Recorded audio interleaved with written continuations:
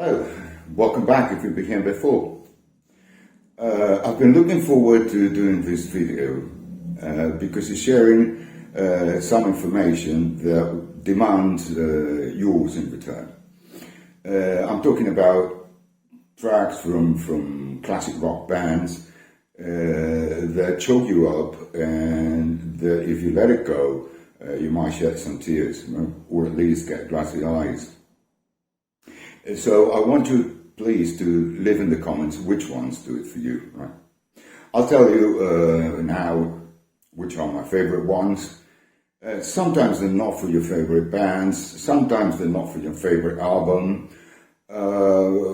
It's maybe one-hit wonders, or songs that relate to you in some way or other because of family memories, because it reminds you of a loved person, of a love affair, because it is a father and daughter relationship.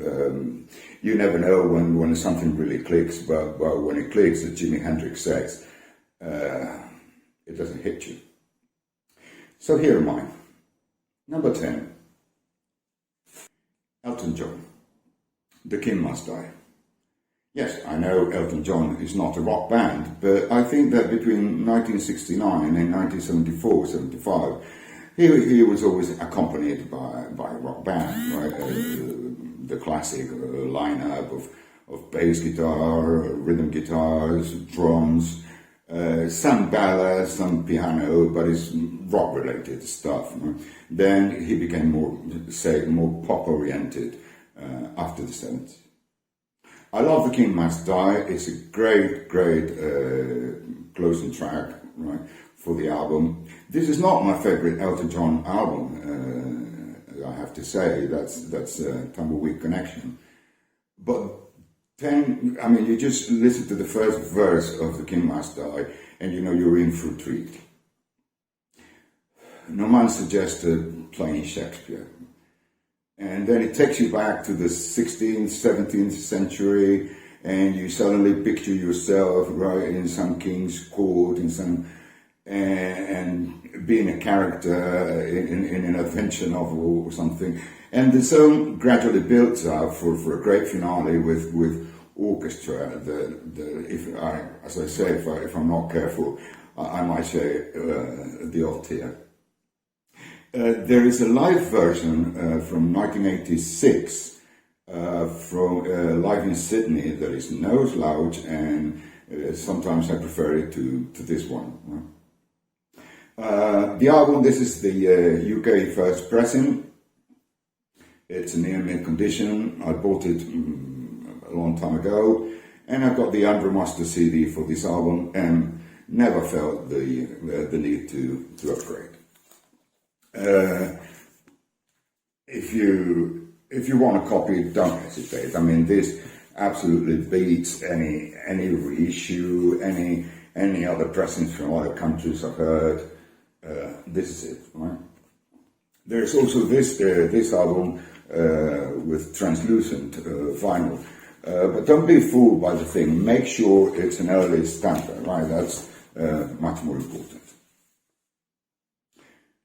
Number 9, Alan Parsons' project, Old and Wise. I'm not a fan of Alan Parsons. This is the only album I have.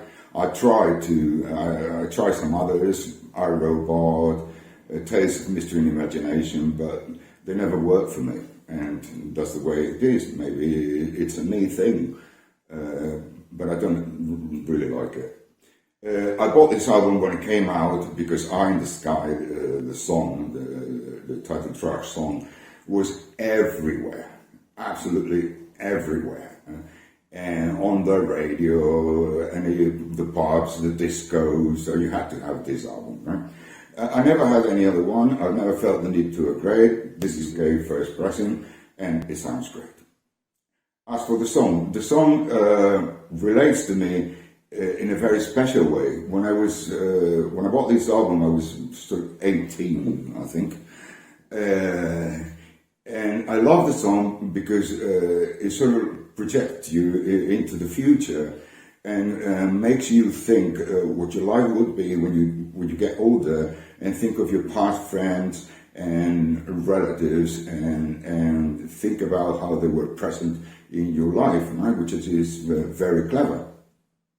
And now that I'm indeed getting old, and I don't know if much wiser, the song still relates to me because I look at it the other way, right? I look at it from now into the past instead of into the future. The wonderful saxophone solo by Mel Collins is great. It's just worth the price of admission. As I said, it's a UK first pressing. It's in great condition. I haven't played it much, and that's it. If you want to have a copy, I know there are great reissues around, Speaker's Corner and some others, but I think, this is cheap, plentiful. You can find a copy anywhere, even in mint condition. The album sold by the millions.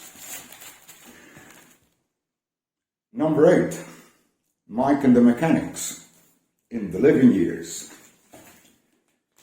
Now, this single was an absolute hit in the early 80s. It's from Mike Rutherford's band, Mike and the Mechanics. He was obviously the guitar and bass player in Genesis. I don't really like much his output as a solo member, but I love this song, and I love it so much that I bought the 45. This is the 45, and I wanted this item especially because of the more capacity of resolution. It was sealed when I bought it, and I play it every now and then. Now, this one I have to be careful with because it's heart-wrenching, and it relates to me in a very, very special way. Right? The song is about a man who's had a son and looks back on his relationship with his own dad and regrets the sad moments, the talking in defense, the nasty conversations, etc. Right? Now, the same happened to me. My father was an admirable person. He could paint canvas. He built his own turntable. He knew so much about electronics and about painting, about history, about life. And it was a pity that me, as a rebellious teenager, didn't listen to him the way I should have. Sad thing is that he died when he was 72 from a blood clot. And I was not even 40 when he died, and every day I remember him. When I look at myself in the mirror, I can see that I'm taking after him, even physically. And there are so many things about the vinyl, about life, about many other things that he was so spot on that I'd like to have him here and ask him that. I wish I could have told him in the living years. I never said it. And I should have said, I love you, Dad, much more often. Bless you. Next one. Supertramp. Even in the quietest moments, the track is Babaji. It took me some time to decide on this one because it was between Hide in Your Shell from Crime of the Century and Babaji. Both choked me up, right? They're both excellent tracks, but I think that Babaji gets you from the get-go. All of my life I felt that you were listening, and you're right there, 5 seconds into the song. And also because to me, it is like he's not really a believer, Roger Hodgson, but he thinks there's someone up there, some force, some God, call him whatever you like, that you can turn to in bad times, and that's true. I'm not much of a believer, right? But I can see that all religions around the world, they're mostly based on the same thing, right? on someone up there who's hopefully taking care of us. That's why I decided on Babaji. This is a Dutch pressing. I've got the Dutch pressing and an Allen second pressing, I think. I much prefer the Dutch one. That is recognizable because they've got the trumpet logo on the Rano grooves. It sounds very open, very clear, with a great sound stage, and I never felt the need to upgrade. I might have another copy because they're so cheap and so around, and I quite play this album, right? Not as often as some others, but he's got his moments, right? He's got his moments. Moody Blues. I'm a melancholy man. Well, the relation is obvious, right? I'm quite a sensitive guy. I'm very melancholic, easy tears. I wish you knew me personally, because some people in the comment say that I'm arrogant, and they say arrogant things, and sometimes I can't understand how that shows through, because I'm not that kind of person at all. I'm just here to have fun, to make friends from all over the world, which is fantastic, right? And to tell you how I feel about certain albums and certain tracks, and I want, of course, to know what makes you feel great. Anyway, Melancholy Man. This is from A Question of Balance, of course. The Moody Blues. This is not the first UK pressing. This is the first American pressing. Because I bought it in a thrift store, in a flea market, while I was on holiday, and I can't remember where. I think it was in Italy, and it was a US pressing. Records were not very expensive at the time, and great. Right, this goes for a lot of money now. It's near mint. Well, this was a difficult one to decide upon. I don't like Queen. I'm sorry. Why is that? Well, I didn't like Queen at the beginning, their first albums before Night at the Opera, because I didn't like that kind of music. Period. Then I bought A Night at the Opera and A Day at the Races, this one, which I adored for some time. But Bohemian Rhapsody and some other songs, and Somebody to Love from Here, and some other songs got so much airplay that I was absolutely exhausted at the end of the day. It was everywhere you go, right? You can listen to Bohemian Rhapsody anywhere you go. Now, young people watching this, you can't imagine what that was, right? It was all day long, right?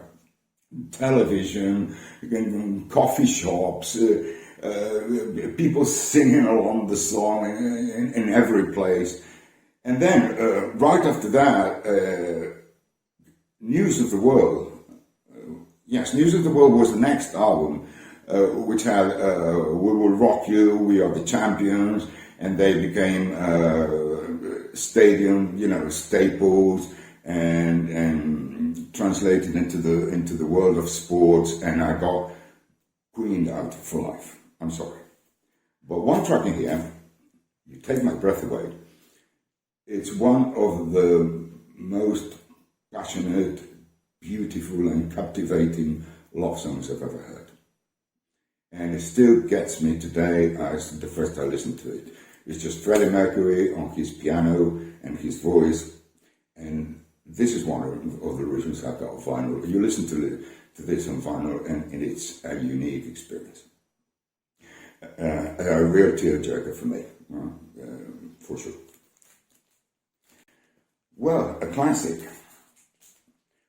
Brain Damage from Dark Side of the Moon. Now, I'm not going to, get into the album. I mean, everybody knows this album, what it is about, etc. Right? How does it relate to me?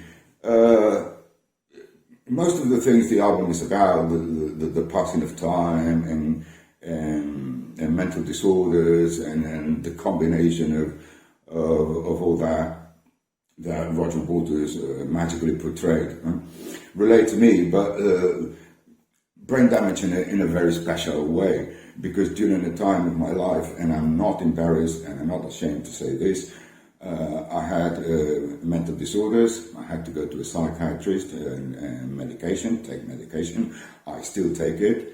And my big support to the people that are in my situation, believe in your doctors and you can carry on living the way I did. Sorry, I don't want to depress you.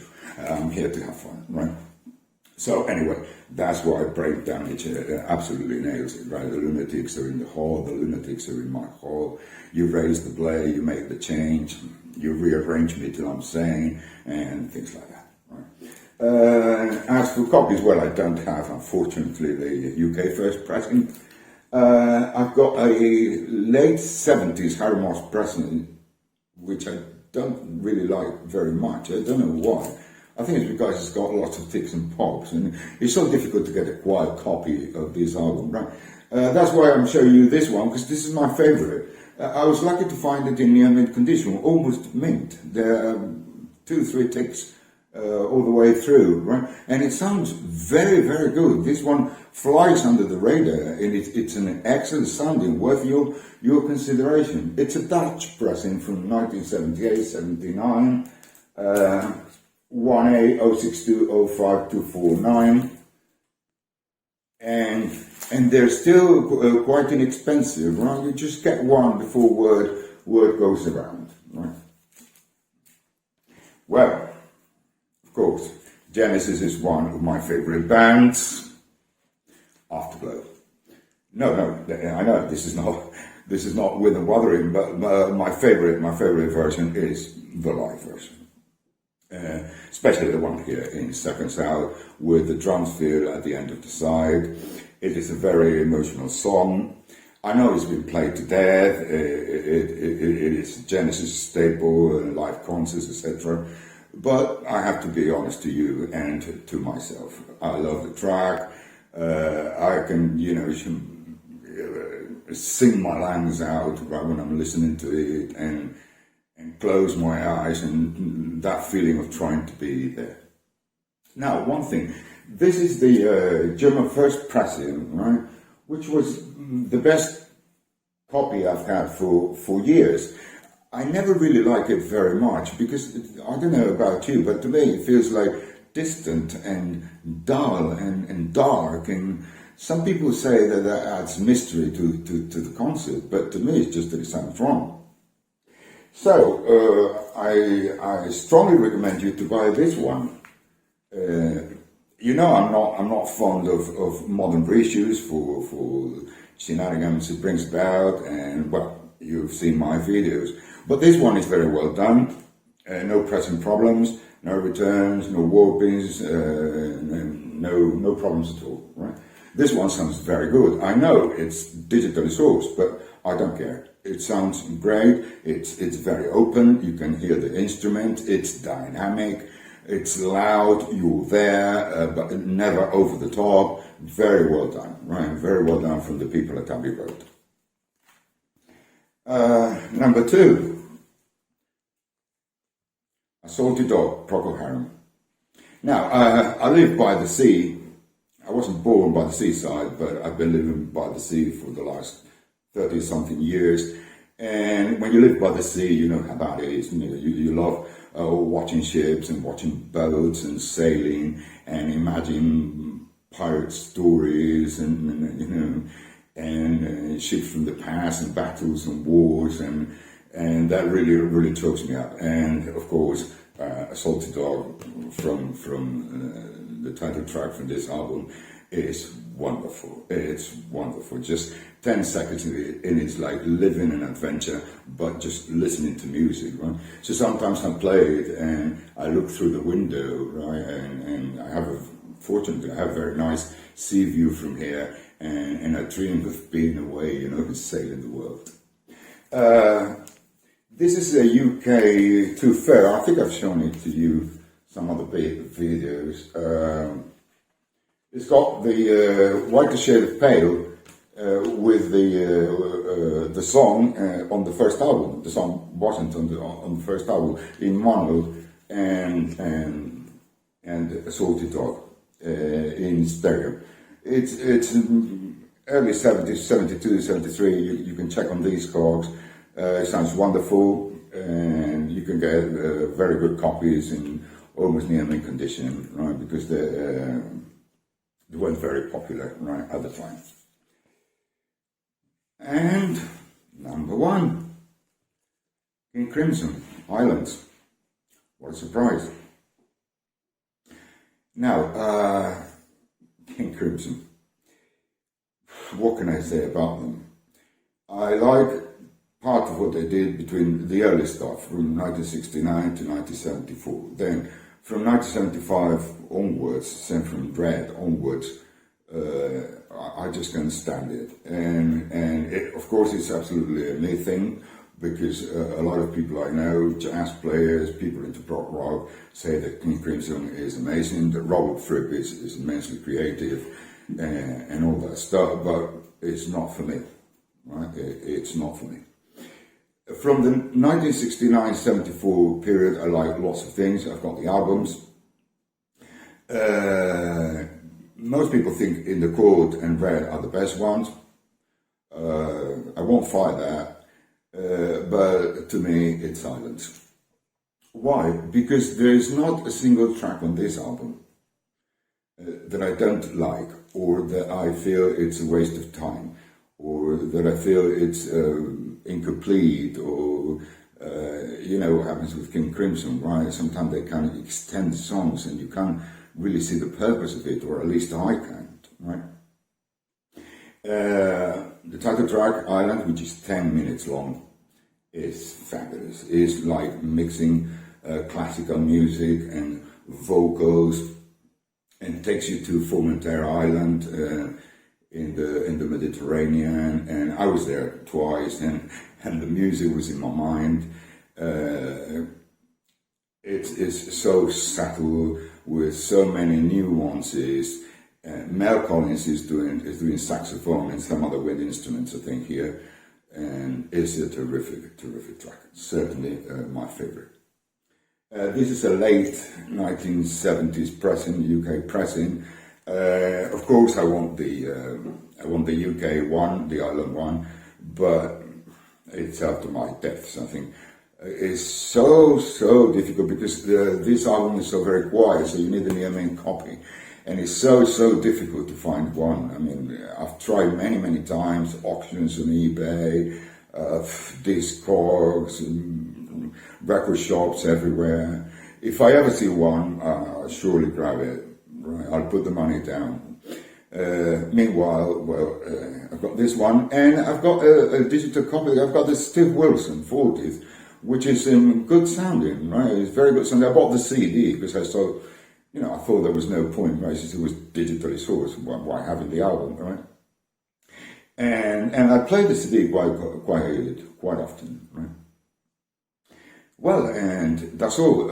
I wanted to add, from now on, I made a point of thanking the people that are watching me, that are supporting me, that are leaving very nice comments and very encouraging comments, and ask me to keep going and don't give up, and continue with my channel, right? Today, this video is dedicated to Luigi in Italy. Thank you so much, Luigi. I know you'll be watching, and thank you very much to all the rest. If you're a newcomer, please subscribe. It's free. Click on the icon on the bottom right corner, right? And if you don't like me, I mean, further on down the road, you can always subscribe. But for us, for the people who make these, it's so important. Every subscriber you get is like a victory. It's like a push to make you keep going, right? And it gives you high spirits, and you feel willing to carry on. Right. Take care of yourselves. Bye-bye.